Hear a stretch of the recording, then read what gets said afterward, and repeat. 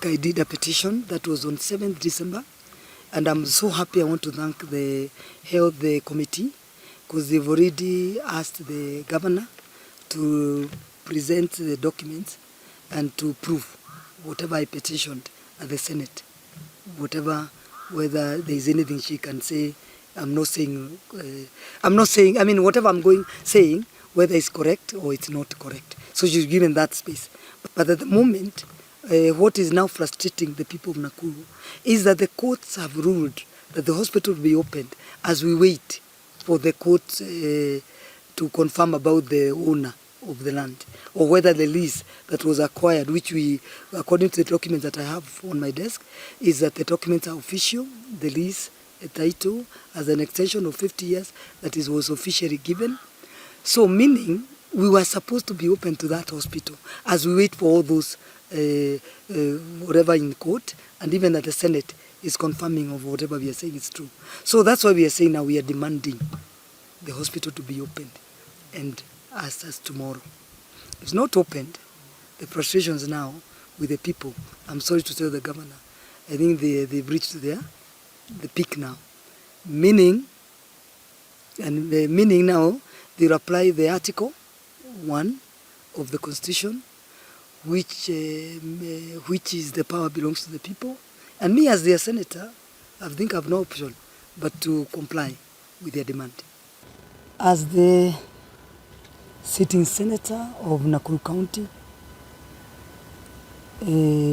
mandated to do the oversight, registration, and representation, I want to give the current status of the Nakuru War Memorial Hospital.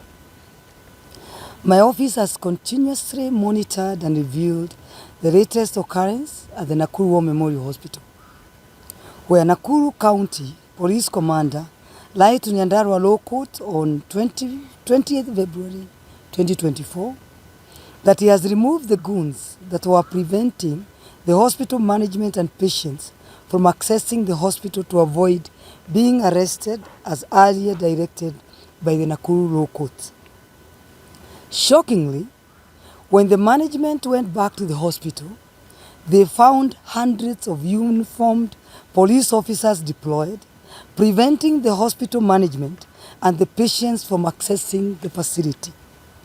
The police who were illegally deployed confirmed that they are under firm instructions by the county police commander, Mr. Samuel Danyi, through our governor, to deny any access to both management and patients. Madam Governor, I want to remind you that when you took the oath of office, the words you swore were that you will do justice to all in accordance to the Constitution and the laws of Kenya without fear, favor, affection, or ill will. On Wednesday, 21st February 2024, during your State of Nakuru County address, while in Nakuru Assembly, you reaffirmed to abide by the rule of law. Are you doing justice when you refused to obey 6 court orders?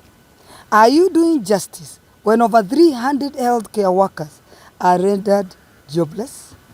Are you doing justice when thousands of patients from Nakuru County are seeking medication attention across the country?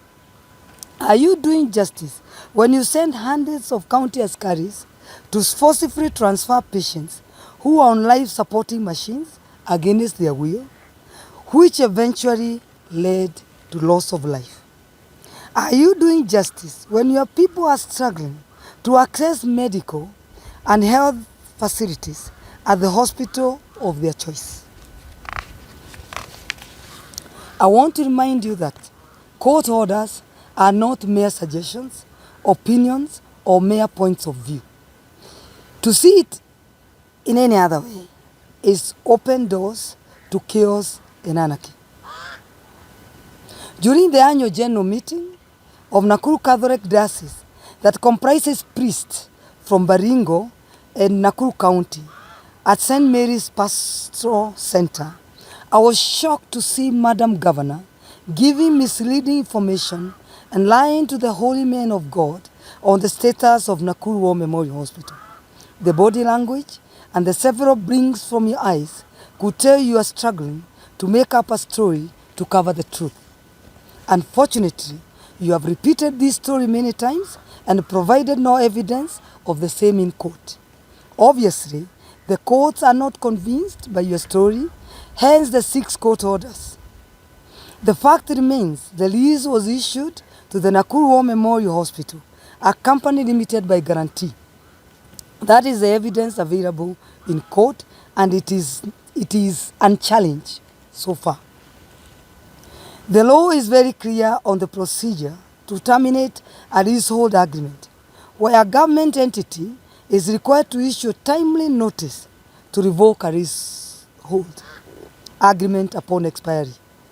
On the War Memorial Hospital land issue, there is no letter issued to the hospital management by the county of Nakuru with the intention to terminate the lease as required by the law. I want to firmly remind you that the story of our health system cannot be written without mentioning the Nakuru War Memorial Hospital because of its history and achievement it has made in rendering quality health care services to our great-grandparents, our grandparents, our fathers, ourselves, our children, and our great-grandchildren in Nakuru and beyond, thus making it our heritage as the people of Nakuru. Anyone attempting to destroy our county heritage must be called out. We shall always remain vigilant and protect all our county heritage at all costs, at all times, without fear.